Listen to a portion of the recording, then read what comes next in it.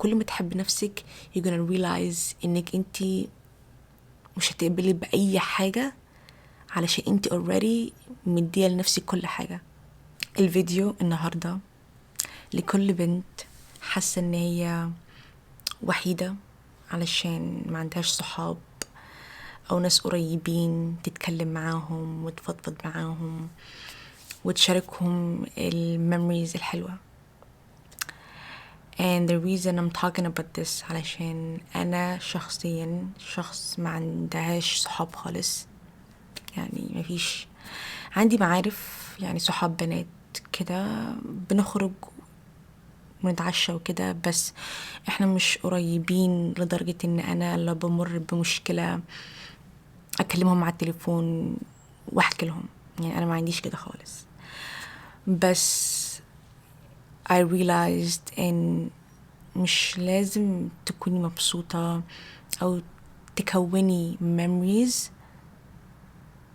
وما عندكيش صحاب. you know what I mean؟ مش لازم يبقى عندك صحاب علشان تعيش اللحظات الحلوة دي. النهاردة هتكلم عن تجربتي لما كنت في الهاي سكول، وكان وقتها كان عندي صحاب بنات، وازاي يعني قفلوني ان انا اكون صداقات تانية في الحياة. وانا بصراحة يعني قررت من وقتها ان انا اركز في نفسي واعيش الحياة، ولو قابلت ناس في المستقبل اقدر ان انا اكون صداقات معاهم then no problem. بس يعني I'm not gonna force the idea ان انا اروح ادور عليهم و just to fit in بس علشان اكون حوالين الناس. انا مش كده خالص، يعني انا الشخص حتى في الجاذرينج، يعني لو في مكان قاعدة وكده مش بتكلم كتير، يعني مش social butterfly. انا كنت عايشة في مصر وجيت أنا ومامتي وإخواتي على كندا تورونتو، وقاعدين هنا بقالنا كام سنة. دخلت الهاي سكول والكوليج هنا، بس اكتشفت ان اول ما جيت هنا انا ما كنتش عايزه اجي على كندا بصراحه، يعني كنت فرحانه في مصر، يعني كان عندي صحابي هناك وكده. واول ما ماما قالت لنا يعني احنا رايحين على كندا وكده I was not excited يعني as much to be honest.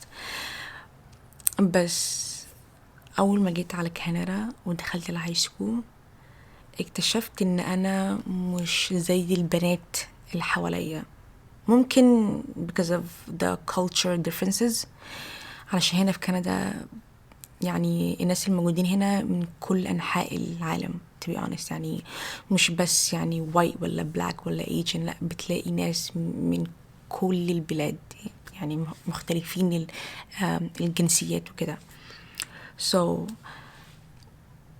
يعني أنا افتكرت كده في الأول، يعني ممكن عشان اختلافات دي واللغة بتاعتي ما كانتش أحسن حاجة، كنت بفهم بس ما كنتش بتكلم perfectly، بس ده عمره ما كان يعني barrier for me بصراحة. يعني اللغة، أنا كنت شخص أول ما دخلت يعني الهاي سكول وكده كنت I'm not being cocky about it، بس عمري ما كنت من البنات اللي دايما أفرض نفسي على الناس وعايزة أكون صداقات بالعافية. أنا مش كده خالص، يعني أنا بحب الحاجات يعني تحصل كده naturally من غير أي force. ممكن ده سبب من الأسباب إن لما كنت دايما في حالي وما كنتش عايزة validation من الناس اللي حواليا، ده خلى الناس اللي حواليا يقربوا لي اكتر ويعرفوني اكتر، علشان انا مش عايزه يعني validation منهم. لما كنت بقى يعني في الهاي سكول وكده، البنات اللي حواليا وقتها كانوا يعني اهتماماتهم غير اهتماماتي، حتى لما نيجي بنتكلم انا بتكلم في حاجات تانية وهما بيتكلموا في حاجات تانية خالص. فاهمين قصدي؟ يعني مع اننا احنا same age بس المنتاليتي مختلف جدا. حتى الchallenges اللي كانوا بيمروا بيها أنا ما كنتش بمر بيها. for example مثلا وقتها البنات كانوا عندهم مشكلة، يعني كانوا دايما يقعدوا يحللوا بقى جسمهم، واللي حاسة ان هي فلات وما عندهاش اي ملامح في جسمها، واللي مش حابة مناخيرها، واللي مش حابة شعرها، واللي مش حابة whatever. انا الحمد لله يعني انا عمري ما كان عندي اي مشكلة مع شكلي، يعني I embraced myself. زمان ما أقرأ يعني أنا يعني مش عارفين لو أنتم ملاحظين، بس أنا عندي شعري كيرلي جدا، كيرلي كيرلي كيرلي. so back in the days كان سهل بالنسبة لي إن أنا I straighten my hair. كنت دايما أفرد شعري علشان أسهل لي إن أنا أقعد أيام من غير ما أفكر أعمل إيه في شعري. بس شعري مش يعني مش خشن علشان أقول عليه كده، بس ما كنتش بهتم بيه كده قوي. بس دلوقتي يعني as you can see يعني I embrace it all the way. وقتها برضو يعني كنت I used to straighten my hair so much، بس بعدين I embraced my curly hair و I embraced my skin. أنا عمري ما كان عندي مشكلة مع السكين تون بتاعي ولا حتى اللغة. يعني حتى لما كنت بتكلم مع الناس كنت دايما بتكلم بثقة أكتر، كنت دايما بحب أتعلم وأدخل في نقاشات مع الناس وأفرض رأيي وكده يعني. بس عشان كده دايما كنت بحب ان انا اتكلم مع الناس الكبار. يعني كنت دايما بشوف ان هم يعني عندهم كده يعني بتعرف تتكلم معاهم، تاخدي معاهم وبيحترموكي وكده. فاهمين قصدي؟ so لما انا I started embracing myself و embracing شكلي، زي ما قلت البنات وقتها كانوا مش حابين شكلهم علشان كانوا حاسين انهم عايزين ينفخوا هنا وينفخوا هنا ومش هنا. بس انا بالنسبة لي وقتها كنت I was just being myself. يعني انا ما كنتش بحب احط ميك اب كتير، حتى كنت عادي كده اروح المدرسة والبس جينز whatever وعادي. وكنت بس مركزة في الكلاسز بتاعتي. حتى في البريك تايمينج لما كنا بناخد يعني البريك وكده كنت دايما استنى البريك علشان اروح. كان عندي مكان خاص ليا كده، محدش بيروح المكان ده. كنت بروح هناك بقى اسمع الاغاني بتاعتي او اتفرج على حاجه، ولو عندي اكزام او تيست كنت بذاكر اقعد لوحدي. ما كنتش بحب الدوشه كتير جدا. so يعني الحمد لله like I said I had no issues خالص مع نفسي أنا شخصيا. بس البنات اللي حواليا وقتها يعني صحابي هم اللي كانوا بيمروا بالمشاكل دي. وبتلاحظي البنات اللي عندهم يعني الانسكيورتيز دي هم they projected on you. يعني النقص اللي عندهم ده بيصدروه ليكي،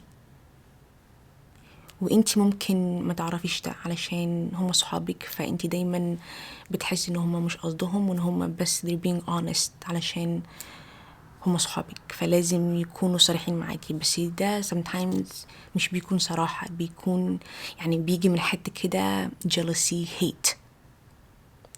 معظم البنات اللي انا اتعرفت عليهم وبطلنا نبقى صحاب، يعني السبب المين ريزن كان دايما بيكون الهيت والجلسي دايما. مع اني انا شخص مش كده خالص. يعني انا والله يعني حتى لو شفت بنت اموره جميله وحلوه في الشارع دلوقتي هبص لها واقول لها you look beautiful، يعني you're very attractive. يعني انا ما عنديش مشكله ان انا اقول لست تانية ان هي شكلها حلو. بالعكس انا بحب حتى الناس اللي لما يقولوا لي كده.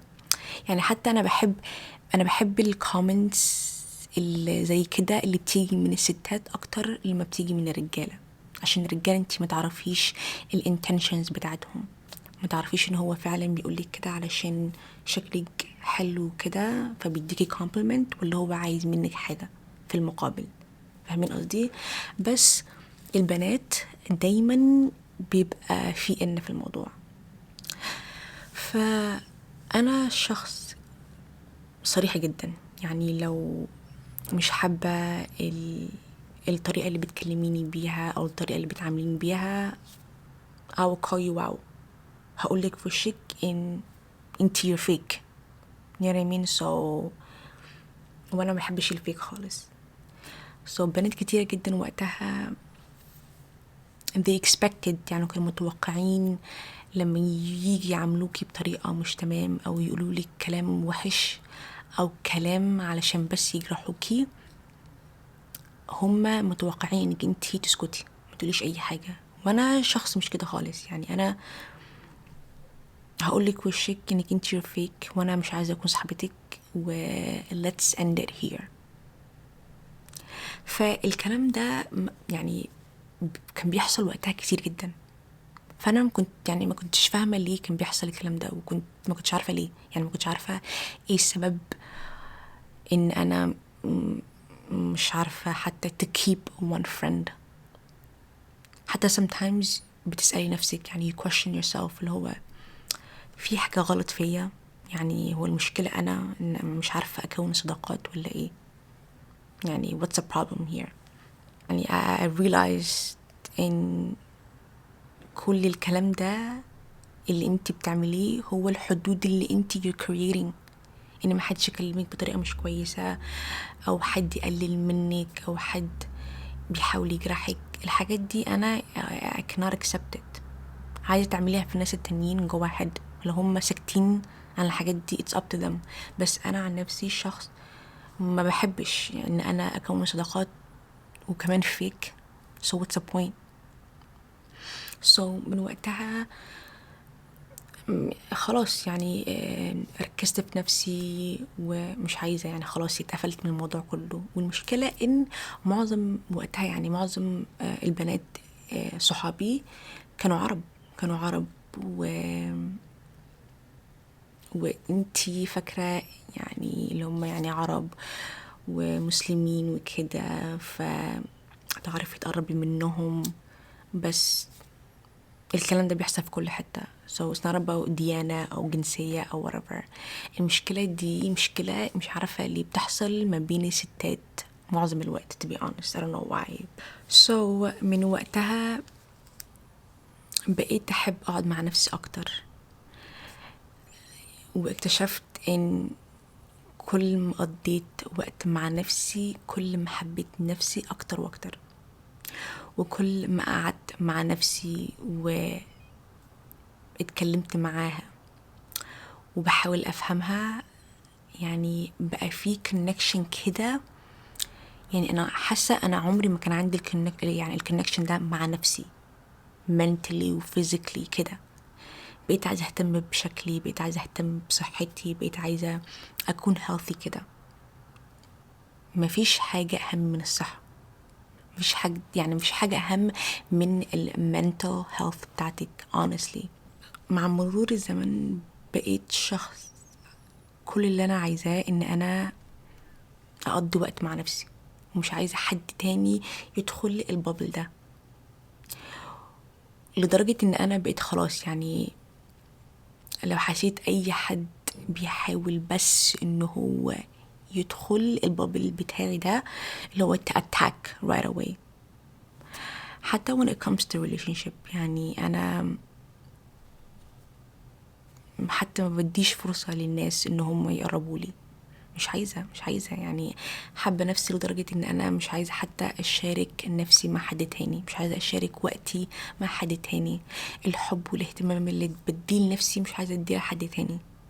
ممكن ده يعني تقولوا عليه إن أنا I'm being selfish، يعني أنانية، بس when it comes to you دي مش أنانية، ده it's called self love و self care، وبتحمي نفسك من المشاكل اللي ممكن تجيلك من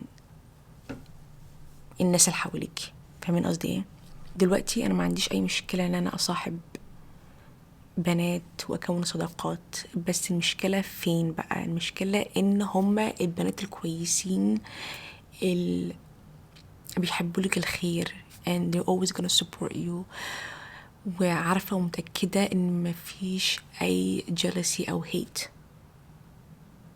انا نفسي الاقي الشخص بك يعني متأكدة ان ما عندهمش كل المشاكل دي. يعني نفسي الاقي شخص كده فعلا، يعني honest.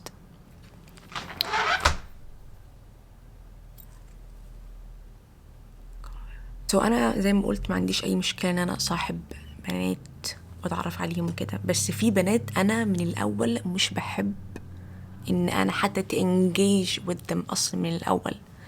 والبنات دول بصراحة يعني مش عارفة لو انتوا if you guys agree كمان، بس في بنات معينة يعني انا مش عارفة حتى ازاي الناس بتتكلم معاهم honestly. يعني في بنات كده معينة، اديكوا example يعني يا جماعة ولا اعمل ايه دلوقتي؟ should I just say it؟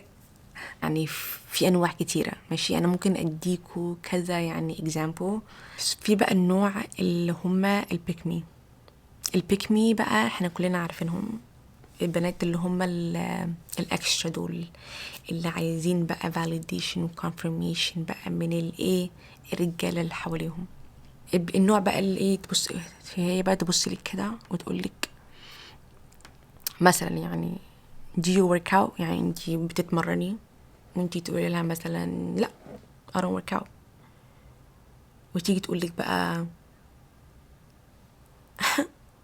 you don't work out ازاي you don't work out؟ يعني احنا دلوقتي في 2025، يعني المفروض يعني ان احنا كلنا we work out، لازم نهتم بجسمنا، لازم مش عارف ايه.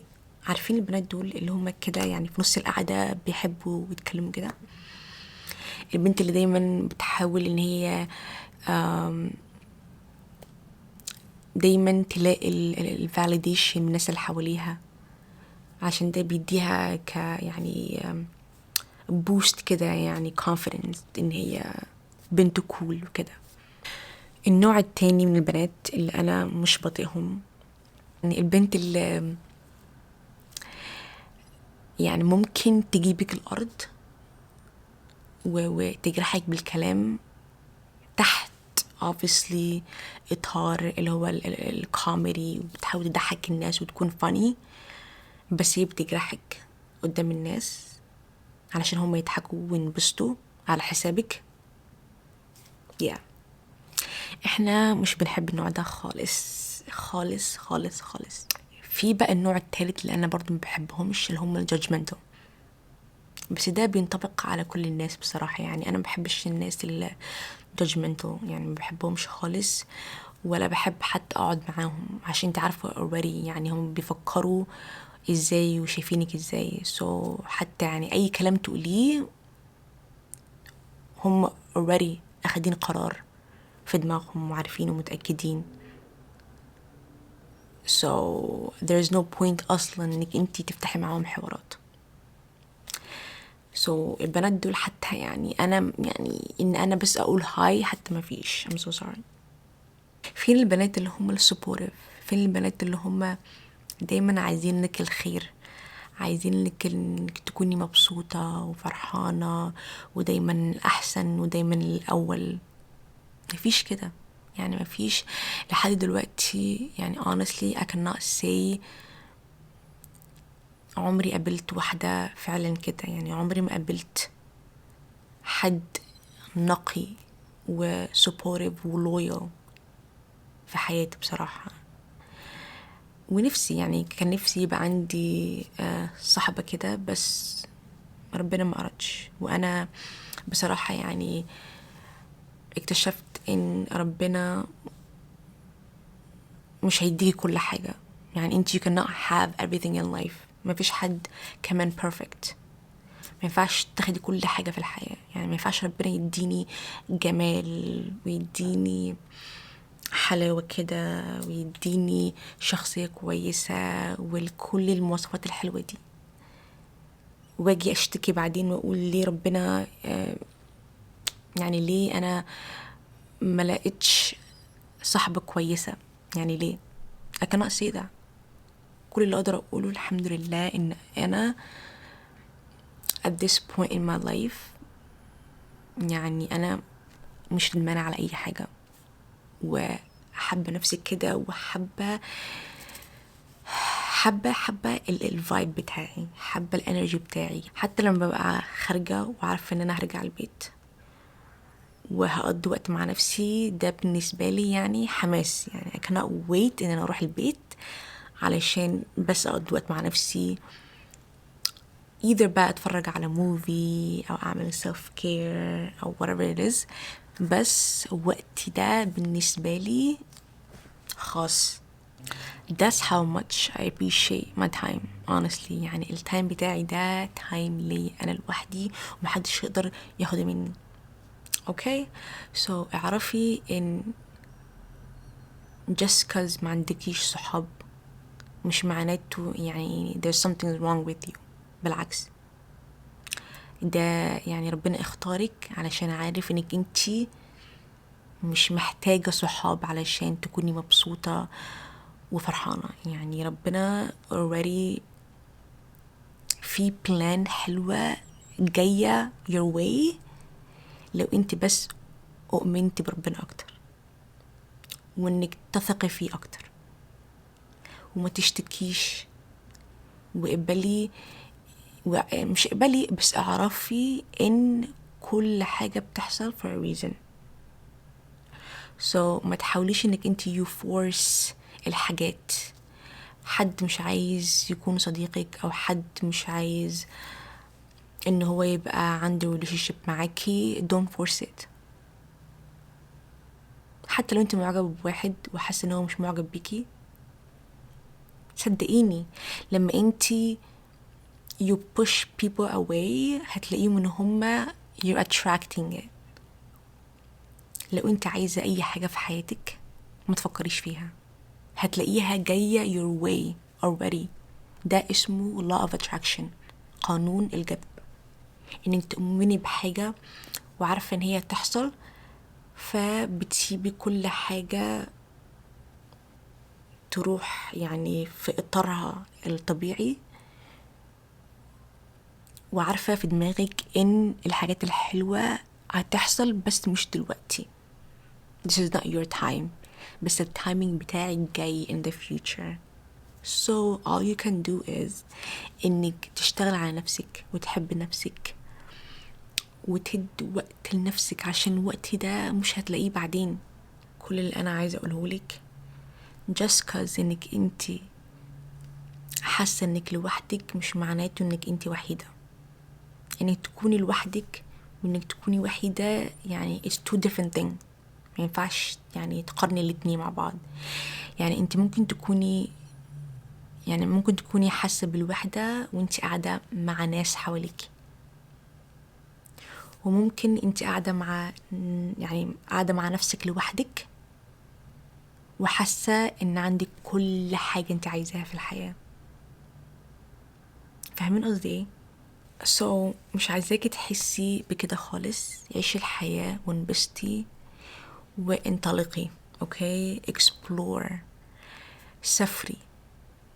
انا سافرت لوحدي من كام شهر، وكانت احلى سفرية في حياتي.